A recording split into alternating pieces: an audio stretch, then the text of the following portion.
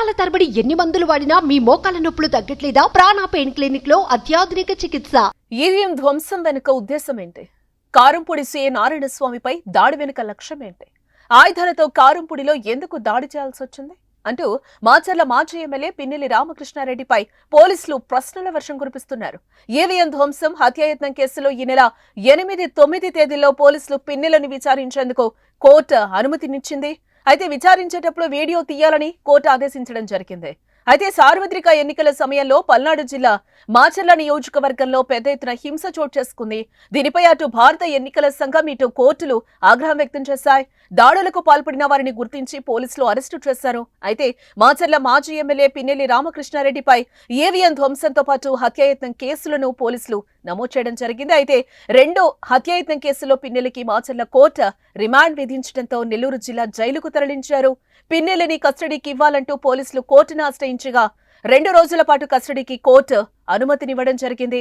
హత్యాయత్నం కేసులో 2 రోజుల పాటు పోలీస్ కస్టడీకి అనుమతించిన కోర్టు జిల్లా జైల్లోనే విచారించాలని ఆదేశించడం జరిగింది.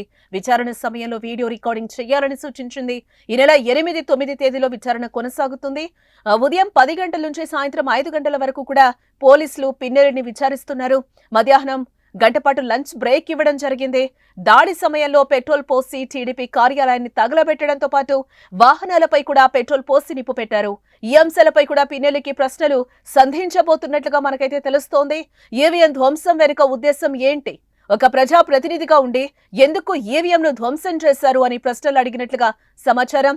సోమ, మంగళవారాలు పిన్నెల్లిని పోలీసులు విచారించి సమాధానాలు రాబట్టనున్నారు. గురజాల డీఎస్పీ చుండూరు శ్రీనివాసరావు ఆధ్వర్యంలోని పోలీసుల బృందం పిన్నెల్లిని విచారిస్తోంది.